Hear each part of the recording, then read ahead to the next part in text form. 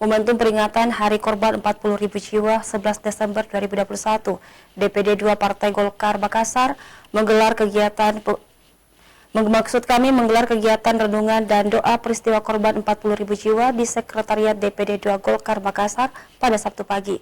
Tidak hanya menghadirkan keluarga korban 40.000 jiwa, Golkar Makassar juga memberikan puluhan paket bantuan.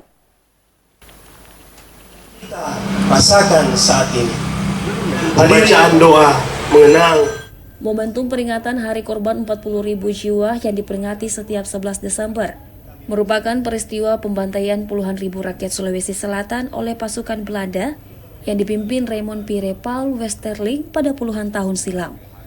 Mengenang tragedi tersebut juga menjadi perhatian kepedulian termasuk DPD 2 Partai Golkar Makassar yang menggelar kegiatan renungan dan doa peristiwa korban 40.000 jiwa yang berlangsung di Sekretariat DPD 2 Golkar Makassar, Jalan Lasinrang, Kota Makassar pada Sabtu pagi.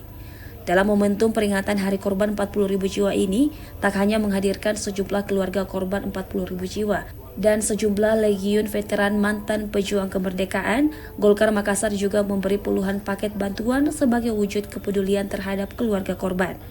Ketua DPD 2 Partai Golkar Makassar, Munafri Arifuddin mengatakan, kegiatan ini merupakan wujud nyata perhatian kepada keluarga korban 40.000 jiwa, sekaligus bentuk penghargaan dan tanggung jawab atas pengorbanan mereka untuk Republik Indonesia. Selain itu, sudah saatnya generasi pelanjut memperhatikan pengorbanan yang telah mereka lakukan. Ini adalah wujud nyata dari perhatian kita kepada keluarga korban yang menjadi korban 40.000 jiwa yang dilakukan oleh Westerling pada beberapa puluh tahun yang lalu.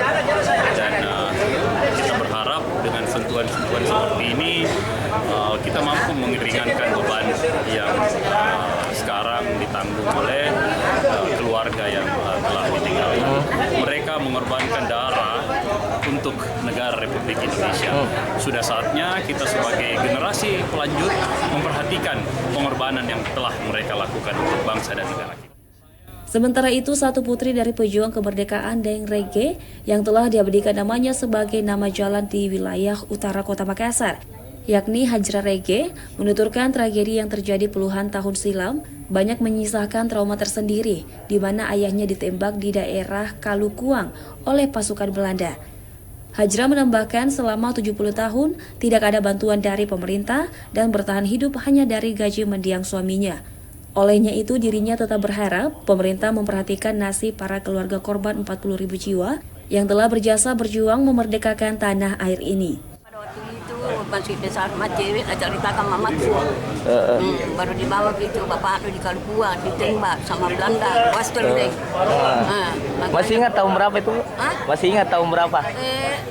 Cewek pernah waktu masih dibunuh mereka udah tahun di sampingnya. Pada waktu itu ditembak sama Belanda ya, Di? 3 bersaudara. Meninggal dua, saya mami sendiri hidup. Tapi 70 tahun sampai sekarang tidak ada. Selalu datang wartawan, selalu datang dari Belanda, ibu-ibu yang terkenal. Ambil terkenal. Selama 70 tahun ini, bagaimana bentuk perhatian pemerintah? Tidak ada. Sama sekali tidak ada. Sampai sekarang tidak ada. Datang ambil ahli waris RT, RW, Pracama, kantor wali kota, kantor peserta tidak ada. Jadi bertahan hidup berkat bantuan apa, Bu? Bertahan hidup?